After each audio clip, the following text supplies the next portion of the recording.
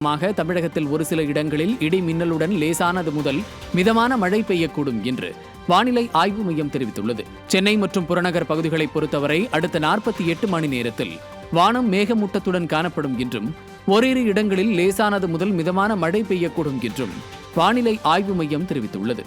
அதிகபட்ச வெப்பநிலை 37 degree Celsius முதல் குறைந்தபட்ச வெப்பநிலை 27 டிகிரி செல்சியஸை ஒட்டியும் காணப்படும் என்றும் வானிலை ஆய்வு மையம் தெரிவித்துள்ளது.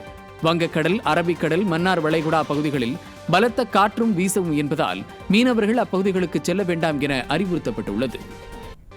கள்ளக்குறிச்சி மாவட்டம் சங்கராபுரம் அருகே உரிய ஆவணங்கள் இல்லாமல் இயங்கி வந்த 6 பள்ளி பேருந்துகளை மண்டல போக்குவரத்து அலுவலர் பறிமுதல் செய்தார். வடசேமபாளையம் கிராமத்தில் மண்டல போக்குவரத்து அலுவலர் செல்வம் தலைமையிலான அதிகாரிகள் வாகன சோதனையில் ஈடுபட்டனர்.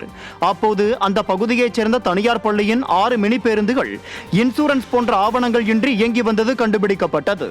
இதையடுத்து அந்த 6 பேருந்துகளையும் அதிகாரிகள் பறிமுதல் செய்தனர்.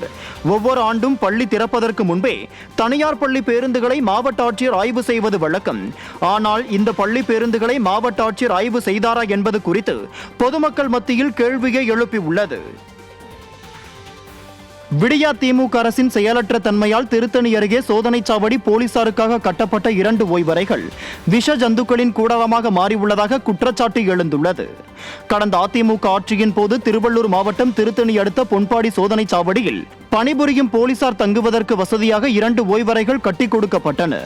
இந்த நிலையில் அதனை விடியா திமுக அரசு உரிய முறையில் பராமரிக்க தவறியதன் காரணமாக முட்புதர்கள் மண்டி விஷ ஜந்துக்களின் கூடாரங்களாக மாறியுள்ளது.